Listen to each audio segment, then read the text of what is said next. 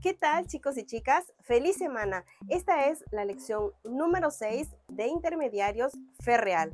El título de la lección de esta semana es El tiempo del fin, el chasco, y es una continuación de la lección anterior. Vamos a comenzar. En esta lección, chicos y chicas, trataremos de entender las causas del gran chasco, así como también trataremos de descubrir el papel tan importante que tuvo el santuario celestial para hacer más llevadera la desilusión del gran chasco. También trataremos de saber cómo un Dios tan amoroso es quien guía a su pueblo hacia la victoria inevitable. ¿Saben ustedes quién fue Helena Gould Harmon? Si no conocen este nombre, tal vez se les haga conocido el nombre de Elena G. de White. ¿Saben? Ella con tan solo 16 años de edad ya sabía que Dios jamás la abandonaría aún en sus momentos más difíciles. Cuando ella tenía tan solo 9 años de edad, un día en que regresaban ella y su hermana Elizabeth de la escuela, una compañera de clases le comenzó a gritar injurios a Elena y con todas sus fuerzas le arrojó una gran piedra dándole en la nariz. Debido a esto, Elena cayó en un coma por 3 semanas. Cuando ella despertó, se dio cuenta que su realidad era muy diferente, ya que lo que una vez había sido un rostro hermoso había quedado desfigurado. La timidez y la baja autoestima ocuparon el lugar de su antigua disposición alegre, al grado que la soledad se convirtió común para ella. Pero en medio de esta situación, Elena contó que Dios llegó a su vida. Lo buscó con todo su corazón y él la escuchó mostrándole que para él era de gran valor y cuánto la amaba. Ella en una ocasión escribió: si no hubiese sufrido ese accidente, tal vez nunca habría aceptado a Jesús. Y muchos años más tarde, esa confianza que tuvo en Dios la ayudó. Descubramos lo que sucedió. Era un 23 de octubre, el día después de la fecha en que junto con un grupo de seguidores de William Miller habían estado aguardando el regreso de Jesús a la tierra para llevarlos al hogar celestial. Lo habían dejado todo por aguardar ese día. Su iglesia había excomulgado a su familia, los Harmon, por haber adoptado una doctrina fanática del regreso literal de Jesús. Habían soportado años de burlas e improperios debido a sus puntos de vista, pero habían concluido que bien valía la pena. El 22 de octubre Jesús regresaría y acabaría con el pecado, el dolor, las enfermedades, la división, la guerra, los crímenes y supliría todas sus necesidades. Algunos de nosotros incluso regalamos nuestras granjas, nuestros negocios y todas nuestras posesiones materiales, recordó Elena al referirse al suceso. Ya no tendríamos necesidad de nada porque estaríamos en el cielo. Pero Jesús no regresó. ¿Había sido engañada? ¿La había abandonado definitivamente el Señor? Entonces declaró con un suspiro: no, Dios no nos ha abandonado a William Miller ni al resto de nosotros. Tampoco hemos sido engañados. Ese año de preparación había sido el más maravilloso de nuestra vida. Dios se había manifestado con poder por nuestro medio, llevando a los pecadores más endurecidos a que escucharan nuestro llamado a rendirse a Jesús. Entonces sonrió mientras recordaba: hemos cumplido con nuestro deber y vivido de acuerdo con la palabra de Dios. Él nos hará salir airosos de esta gran desilusión, al igual que lo hizo durante mi niñez. Acto seguido se secó las lágrimas y regresó a su hogar. Mi opinión. Imaginemos que nuestra abuela es una señora adventista famosa que ha servido a Dios desde que era niña. A lo largo de los años, Dios la usó para fundar muchas escuelas cristianas y de esta manera educar a miles de estudiantes necesitados. Ahora nuestra abuela sufre Alzheimer y nuestro abuelo está muy desilusionado porque Dios no la ha sanado. Dice que Dios la abandonó y que por lo tanto ya no quiere saber más nada de ese Dios. ¿Qué le diríamos a ese hombre que nos enseñó a amar a Dios y a confiar en Él y en su palabra? ¿De qué manera podemos confiar en que Dios producirá cosas buenas aún a partir de las cosas malas? ¿A qué edad creen que nos deja de usar Dios como instrumentos para dar a conocer su amor a los demás? Creo que todos sabemos la respuesta. Nunca nos abandona Dios y ninguna edad es limitante para compartir de su amor.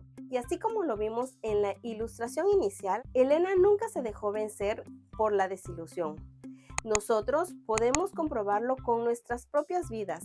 Dios hace maravillas incluso en aquellos momentos de necesidad. Nuestro Dios sigue a nuestro lado.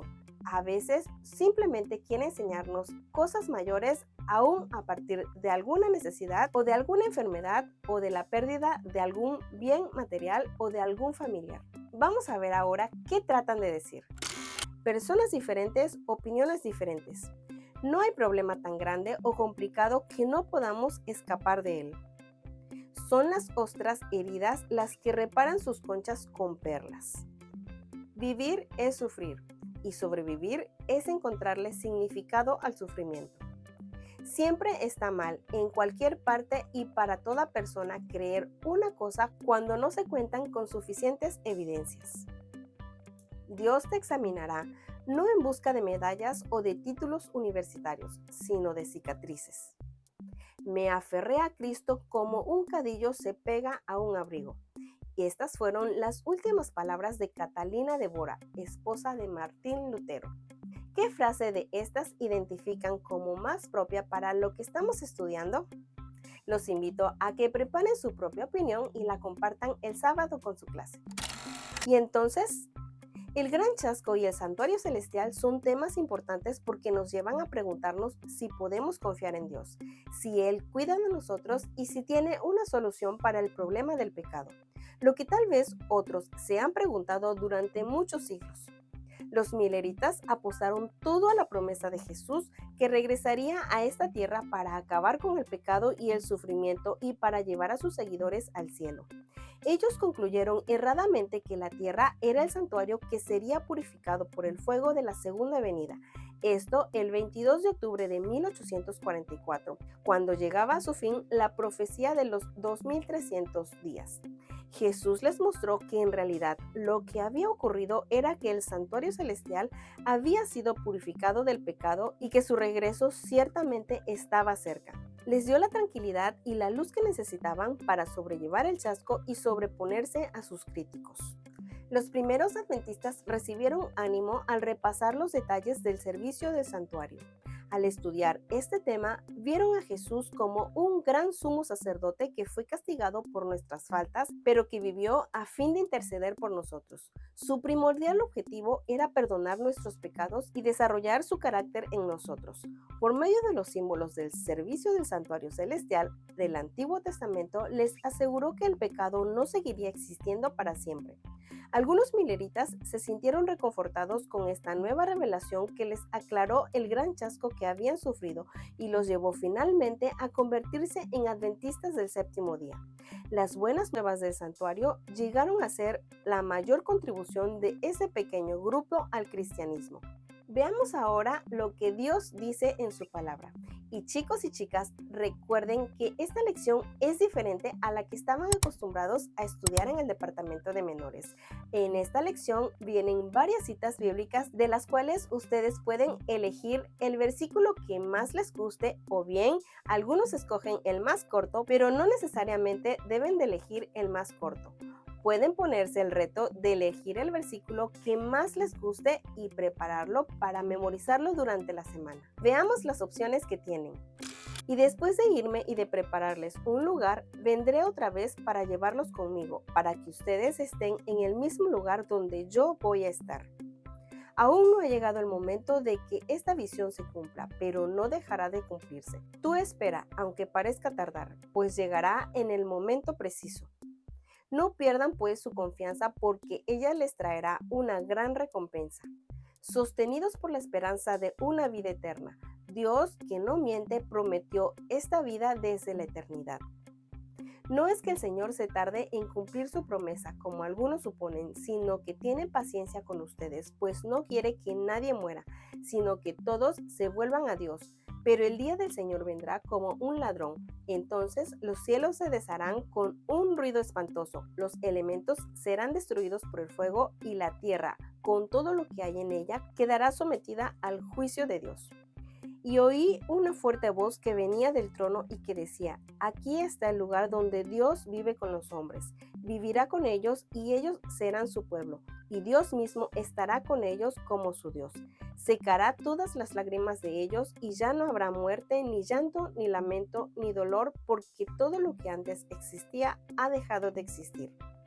Y aquí tienen el reto, así que los invito a elegir alguno de estos versículos, escribirlo en la parte del frente de su lección y memorizarlo para esta semana. ¿Qué tiene que ver conmigo? Aunque apenas estemos al comienzo de la adolescencia, es muy probable que nos hayamos visto afectados por alguna de las situaciones siguientes: divorcios, despidos, muertes, fracasos, opresión, injusticias, enfermedades, accidentes, y la lista de calamidades humanas podría continuar. Tal vez alguien nos haya preguntado dónde estaba Dios cuando sucedieron alguna de estas cosas. Quizá nosotros mismos nos hayamos preguntado si realmente Él cuida de nosotros y si algún día terminará la larga pesadilla del pecado en esta tierra. Pero la buena noticia del santuario es que Dios se interesa por nosotros y por los estragos que el pecado ha causado en el planeta.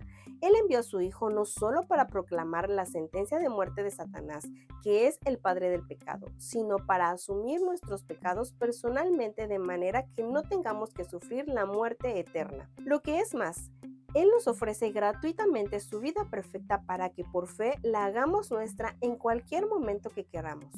Dios ha retrasado misericordiosamente su segunda venida a esta tierra para que todos acepten su maravillosa oferta. Al hacerlo, estaremos borrando el pasado y asegurando nuestro futuro, pero también estaremos enriqueciendo nuestro presente, pues Jesús se preocupa por todos los aspectos de nuestra vida. Él no pone fin ya mismo a todas las formas en que se presenta el pecado, pero nos da poder para que luchemos contra él. Nos transforma para que dejemos de ser agentes del mal y nos convierte en agentes del bien. ¿Cómo funciona? Dios quiere que sepamos que Él se interesa por nosotros y que podemos confiar en Él. Estimula nuestra curiosidad y recibe de buena gana nuestros esfuerzos para probarlo. En Isaías 1:8 nos invita diciendo: vengan, vamos a discutir este asunto. Y en Malaquías 3:10 nos dice: pónganme a prueba. Con esto en mente, usemos el siguiente cuadro para determinar cuán compasivo, confiable y efectivo es Dios. Aquí les va la actividad para esta semana. En la primera columna vamos a buscar 3 o 4 problemas de los que vimos en la sección ¿Qué tiene que ver conmigo? A continuación buscaremos a 3 o 4 miembros de nuestra iglesia que hayan experimentado alguno de esos problemas y que estén dispuestos a platicar sobre él. A cada uno le vamos a preguntar lo siguiente: ¿se ocupó Dios de usted cuando pasó por esta experiencia? La segunda pregunta que le haremos es: ¿cómo saben que lo hizo Dios? Y también les preguntaremos de qué manera afectó esta experiencia su relación con Dios. Vamos a anotar cada respuesta en cada una de las columnas de forma anónima, sin poner nombres. Y en la tercera columna los invito a que escriban sus conclusiones respecto de lo que les dijeron cada una de estas personas. Y mis queridos chicos y chicas del departamento de intermediarios, los invito a que puedan estudiar cada parte de su lección y puedan hacer sus propias conclusiones. Recuerden que nunca debemos dejarnos desilusionar por alguna situación que pasemos, porque Dios nunca pierde el control.